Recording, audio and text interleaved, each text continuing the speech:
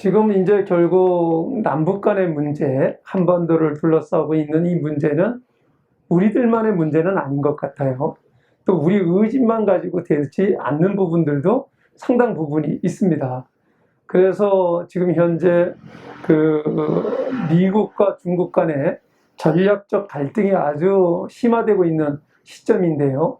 이런 상황 속에서 과거 어느 때보다도 미국과의 관계, 우리나라의 기본적인 그 외교의 축은 한미 동맹이라고 하는 기본 축을 가지고 출발했습니다만은 지금 현재는 미국의 그 안보적 차원이나 경제적 차원에서의 미국의 영향력, 그거에 못지않게 지금 중국의 영향력이 특히 경제적인 측면에서는 커지고 있단 말이죠. 그런 차원에서 미중 갈등이 심화되면 심화될수록 때로는 우리 대한민국이 미국 편이냐, 중국 편이냐, 이것을 강요받을 때가 있단 말이에요. 이럴 때에 이런 전략적 갈등 속에서 우리가 어떤 입장을 취해야 되는지, 그 한미동맹이라고 하는 기본 축 속에서 계속 가야 되는 건지, 그렇지 않으면은 그 전략적으로 그 어떤 입장을 취해야 되는지 한번 의견들을 듣고 싶습니다. 우선 먼저 임주혜 조교님부터 먼저 말씀해 주시죠. 저는 지난번에도 말씀을 드렸었는데, 지난번 세미나에서도. 근데 더 이상 뭐 안미 경중이라는 뭐 선택의 문제는 아니라고 저는 생각을 합니다. 근데 뭐 한미 동맹을 강화해야 된다는 말도 있고, 오히려 축소해야 된다는 말도 있고, 뭐 여러 가지 의견들이 많은데, 관점의 차이는 있을 수 있으나, 저는 개인적으로 한미 동맹의 약간 틀은 유지를 해야 된다고 생각을 하고, 약간 그들의 핵 억지력의 수단으로서 한미 동맹은 지속해야 되는 게 맞다고 생각을 합니다. 근데 그러나 또 뭐 경제적인 측면에서 저희가 뭐 중국에 의존하는 대외 무역 의존도도 되게 높기 때문에 경제적인 측면에서 중국과의 협력 부분도 약간 놓쳐서는 안 된다고 저는 생각을 합니다. 근데 그 부분, 공통 분모에 관해서 저는 요즘에 약간 중견국 외교에 대해서 좀 관심을 가지고 책을 읽어보고 있는데, 아직 제가 그 부분을 막 다 흡수하진 못해서 뭐 그 부분에 관해서 어떤 말씀을 드리기는 약간 어려우나, 약간 저는 그 책을 읽으면서 든 생각이, 약간 우리나라가 반도체 뭐 IT 이쪽에서는 좀 뭐 우선적으로 약간 강한 부분이 있으니까 그 부분을 좀 더 키워서 약간 다자 외교를 할 때 우리가 규범적 틀을 약간 이끄는 쪽으로 하면 우리나라의 외교적 위치와 발언권도 약간 좀 더 강화될 수 있지 않을까 하는 생각은 들었습니다. 그래요. 다음 우리 이은정. 네, 저는 한미 동맹 관련해가지고는 무너진 신뢰를 먼저 회복하는 게 중요하다라는 생각이 들어요. 뭐 강화를 논하기 이전에 사실 이미 많이 무너져 있다고 저는 진단하기 때문에, 그래서 무너진 신뢰를 회복할 필요가 있다.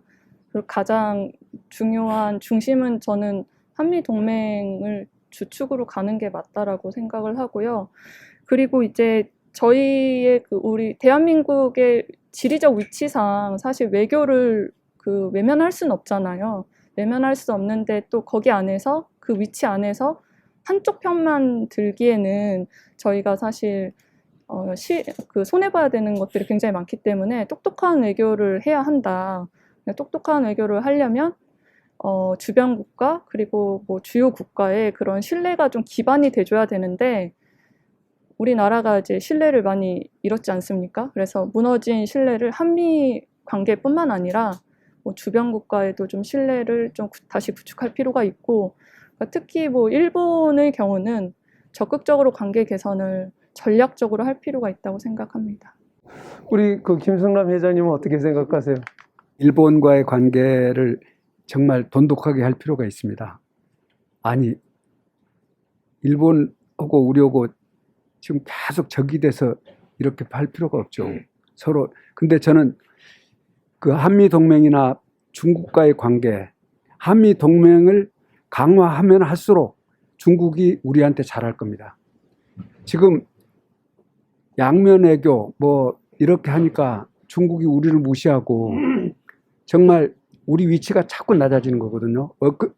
엊그저께도 뭐 BTS라든지 아이유 뭐 이런 중국의 그 유명한 SNS 사이트에서 다 삭제했습니다. 또 우리가 중국과 미국과의 동등한 외교를 하겠다고 정부에서 자꾸 그러는 것 같은데 이거는 우리가 더 무시당하는 겁니다. 저는 정말 한미 동맹을 정말 강화해서 한미일 안보 체제를 확실히 구축해 놓으면은 중국이 우리를 무시하지 못합니다. 그리고 더 중국이 우리한테 더 잘할 겁니다. 그래서 지금 정부를 비판하는 게 아니고 난 정부가 너무 바보 같아요. 양쪽에 동등한 외교를 하겠다고 그러는데 그거는 오히려 우리 위치를 양쪽으로부터 약화시키는 겁니다. 그래서 제가 길은 하나밖에 없습니다. 우리는 나라가 안정되게 발전하도록 한미일 공조체제를 확실하게 하고 그리고 중국과도 그냥 적당한 선에서 가깝게 지내면은 괜찮을 것 같습니다. 지금 우리 젊은 애들이 70%가 중국에 적대감을 갖고 있습니다. 중국이 우리를 무시하고 하여튼 우리 대통령도 아주 무시하고 뭐 중국 자체가 한국을 아주 속국으로 보고 있는 거거든요. 우리 스스로 그렇게 자책할 필요가 없죠. 그래서 이번 기회에 정말 정부 당국이 확실하게 한미일 동맹을 강화해서 중국이 함부로 못하도록 이렇게 해야 될 필요가 있다고 봅니다. 예, 고맙습니다. 우리 강수민 학생은 어떻게 생각하세요? 저도 굉장히 같은 입장을 가지고 있어요. 오히려 저희가 명확하게 입장을 정하지 않고 어떤 사건이 일어날 때마다 이쪽으로 갔다가 저쪽으로 갔다가 이렇게 솔직히 외교 정책이 계속 달라지면서 국민들한테 우리 외교부는 신뢰를 잃었고 또 다른 국가들한테도 신뢰를 잃었고 얻은 게 없는 것 같은데 앞으로는 조금 더 저도 미국과의 관계를 조금 더 개선을 해서 우리나라가 국제사회에서 조금 더 목소리를 많이 낼 수 있는 국가로 성장했으면 하는 생각입니다. 예. 우리 홍 총장님은 어떻게 생각하세요? 우리가 이제 결국 우리 한반도에서 우리 한국이 잘 살기 위해서 또 우리 국민들이 잘 살기 위해서는 이웃과 잘 지내야 됩니다.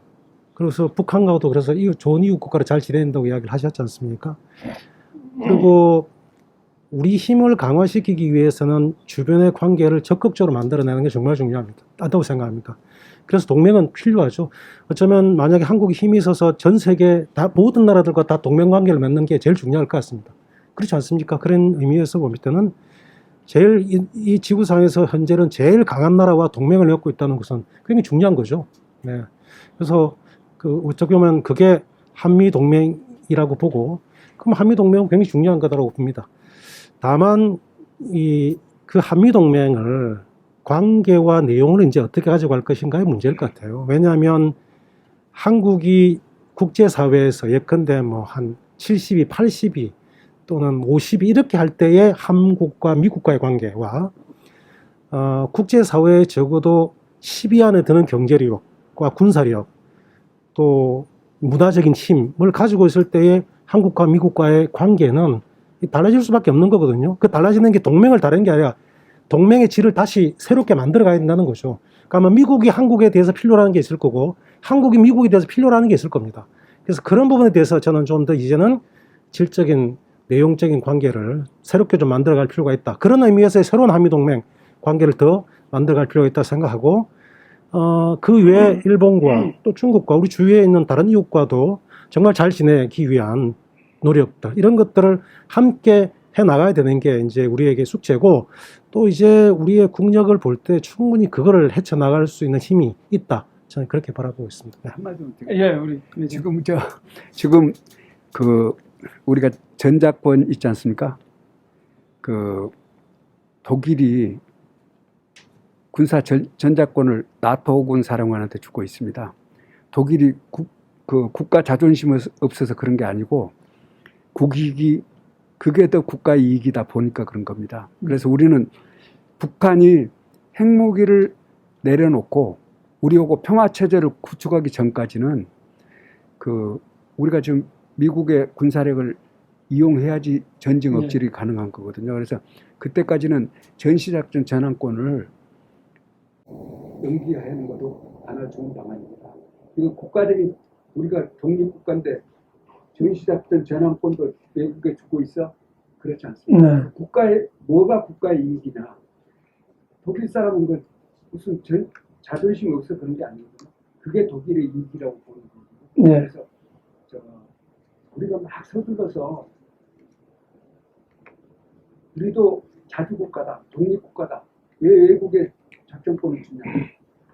북한이 첨단 무기를 갖고 있지 않으면 그럴 필요도 없습니다. 그런데 일정한 기간 동안 전쟁 억지력을 발휘하기 위해서 아까 전쟁 억지력이 있는데 그거는 좀 유연성 있게 이렇게 나가면 좋겠습니다. 예, 결국은 외교는 여야도 따로 있을 수가 없고 결국은 국익이 어디에 있느냐가 이제 중심이 돼야 된다라고 생각을 합니다. 그럼에도 불구하고 이런 갈등의 요인으로 이게 작용을 하는 것은 결국 외교조차도 이 정치권에서 정치적 이해관계를 가지고 접근을 하다 보니까 이런 문제가 야기화되지 않는가 이런 생각을 갖습니다. 오늘 말씀을 들어보면은 세대 간에 거의 차이가 없는 것 같아요. 결국은 외교라고 하는 것은 국익이라고 하는 관점에서 우리에게 유리한 측면으로 가야 되고 생존의 문제가 걸려있는 문제는 주권, 자존심 이런 걸 떠나가지고 일단 생존하는 게 중요하다. 이런 관점으로들 접근하시는 것 같습니다.